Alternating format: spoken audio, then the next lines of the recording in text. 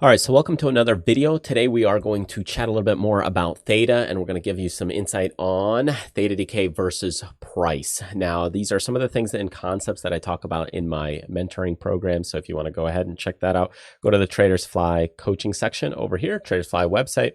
There's a coaching area right there, and then you can either book a one-on-one session or even deal with me 3 to 6 months, and we can do some trades together. All right, so let's take a look at kind of theta versus price, because what I think a lot of people get into is they go in and they start thinking about their theta decay where, hey, they have a pretty significant theta and they have a big decay. So if you're a net seller of option premium, you're like, okay, well, how do I get that theta instead of $3 a day? How do I get it to maybe $10 a day or $20 a day?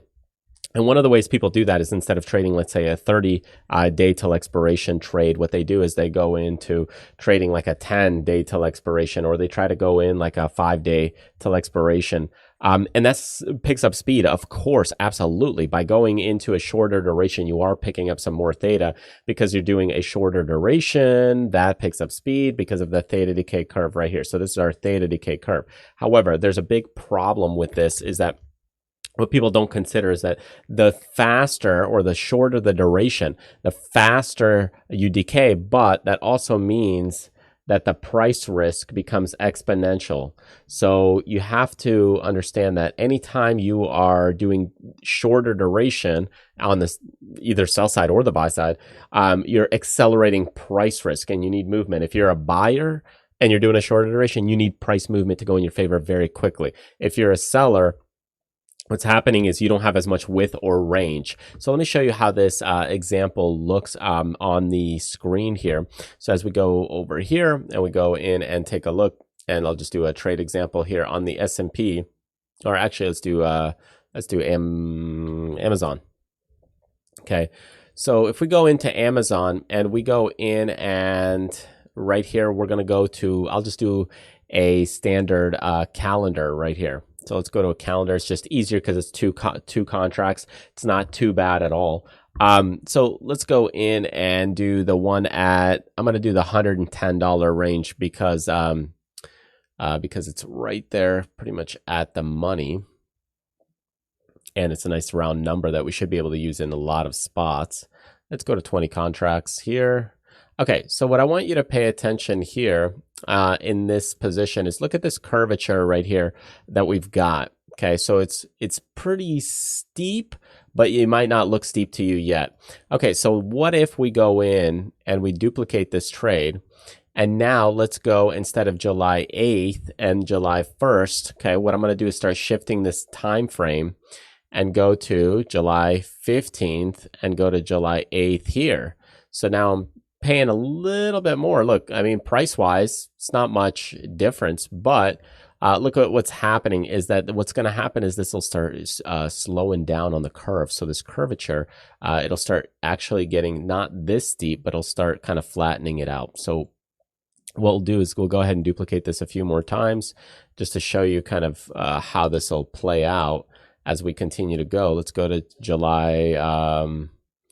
Let's go to the August one, actually. Let's do, because this is a 7-day difference. So let's find another one further out, maybe about 30 days out. Okay, and do a 7-day difference. So I'll go 43 and 36. So July 29th, August 5th. Okay, so July 29th, August 5th.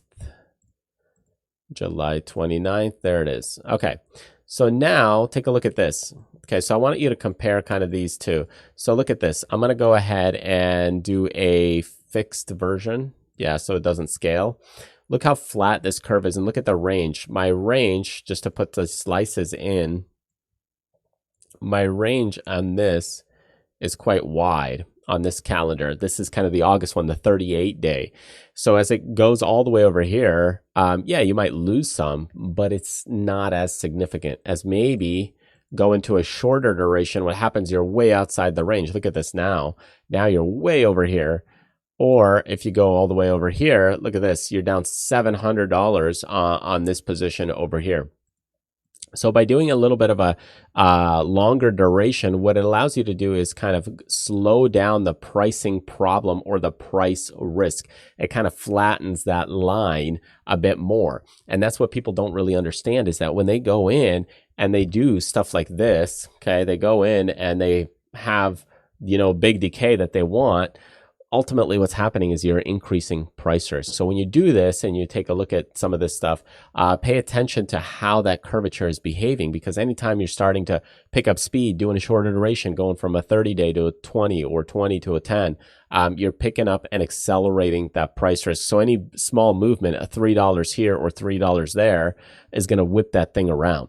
So be careful. That's a little bit of insight for you on the theta side of things, and I hope that helps, even though sometimes you may want a faster theta decay in market conditions where prices are whipping around quite a bit. It may not be wise to do shorter duration. So sometimes going to a longer duration avoids a little bit of that whipsaw effect. So thanks for joining me, and I will see you next time.